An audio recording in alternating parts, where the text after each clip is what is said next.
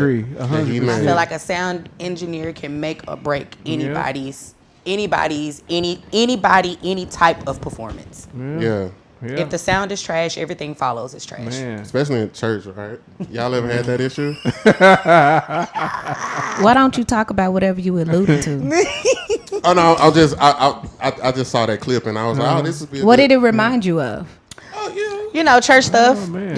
Just having people in positions that, and I'll speak about it because it is what it is. Having people in positions that are not ready for said position. Yikes. Having people Like do what? something because they're interested in it.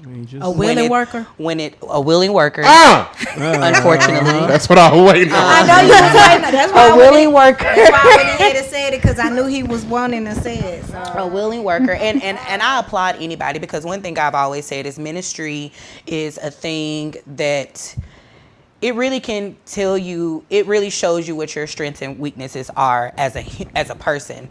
I'll say it 1,000 times. People are the reason why people leave church. It is never God. And that is because... Wait. Say it again and look at your camera when you say it. People are the reason people leave church, not God. All right. I didn't leave church because of God. I left church because of the people that were in the church playing God. That's the part. And I approve this message. so when you have willing workers that want to take an interest into something that is a huge impact of the church, I just feel like those are things that need to be vetted out before you go forth. And having people approve other things that they are not here to do is even more boof-minding to me. So, we struggle on a weekly basis. I have a question. Has a willing worker ever been fired? Is that even possible? Yes. I mean, how does that? Because willing worker is just a volunteer who takes You can't dock them because It's called reassignment. It's called reassigning or sit down. I mean, that's ultimately what it is. I was a willing worker for a nice little minute. I was doing a job that I did not get paid a dime to do, but did it faithfully every single week for 8 years. Were you trash at it though? Huh? Were you trash at it though? I guess so. I guess I was, but it laid a foundation for further things. I can say that, but at the end of the day, no. I think certain churches that I've been a part of have definitely allowed me to say, I know how to draw my lines. I know my boundaries with churches. Yeah. I know what I will and will not accept. And when you're new into church and when you're new behind the veil of church, you see a lot more. You do a lot more. There's a lot of things that unfold in front of your eyes that you be like, you love Jesus? Yeah. You sure? Are you sure? Are you positive? But have you tried? what we go through on a weekly basis, though. But you never know what's behind closed doors until you actually are in that position where you are privy to that stuff. Yep. Yeah. And I'll tell a person in a heartbeat, especially people that I can see has the heart desire for God, and then they're under people that has the controlling spirit that ain't really doing it for God. You just doing it because you get the controlling aspect of it. So I always tell people in a heartbeat, listen, don't let these people run you raggedy. Don't let church run you raggedy, because people will take advantage of your willingness and your pure heart at doing it. And by the time you realize that you've done all of these things for them out of pure sacrifice and a want to do it, and then it turns to, I don't like church. Or they ultimately how you harden your heart. And they mistake that for church hurt. And it's like, no, the people hurt you, not the church.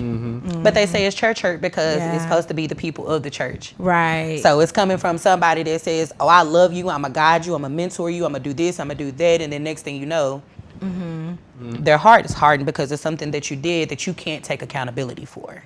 Yeah. So, and me personally, for somebody to step away from that atmosphere for the right reason. I'm not talking about because you got corrected and your feelings got hurt. Right. I'm talking about Unintended. I'm talking about a situation where you know that this particular situation is not healthy for you, your mental, or your soul. Right.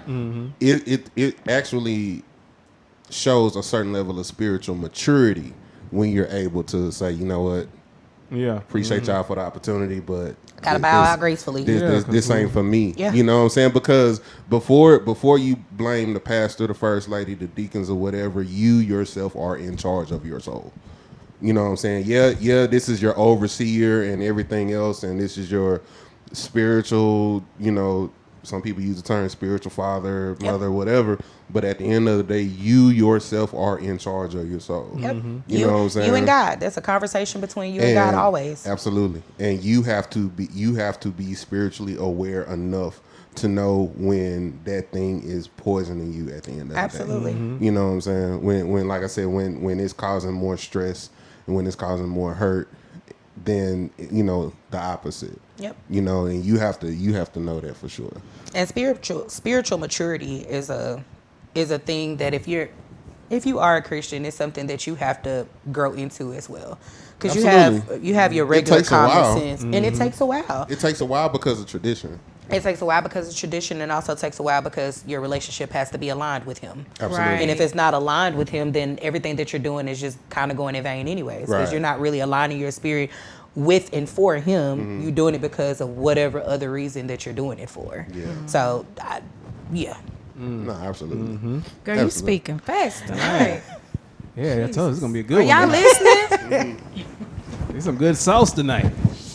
That's what's but I just wanted to know y'all opinion on that. Yeah, that engineer can, what we go through on a daily basis, prayerfully the things get better, but I see it with so many churches. I don't know why, like when you're looking at live feeds from churches, I don't know if they understand the importance of making sure that your live feed for your live viewers has a clear sound, like everything is mixed. Like you can't just go live just to go live because you want to go live for there your are church. certain things that's put in place for that audio to sound the way it But you got to make sure it's mixed, because if I can hear your soprano and she flat over your alto and she flat, and then you got the tenor loud and loud, I mean, where's the balance? When I hear that online, I'm like, exit. Or just a simple, like, from sound engineers to singers, musicians, or whatever. I said this before and I'll say it again. The church is responsible for lying to people, has been responsible for lying to people for God years. called you to go. No, they did not. God called you to be on these drums. I need you to go beat these drums, little Jimmy. It's like, nah, bro. It's like, nah, God did not call you to do that. You just need something. You need something, and you trying to coerce this person to do it. You know what I'm saying? And then and then you halfway ain't good at your job yourself. So how you can't anyway. But that's why people, like, I did a spiritual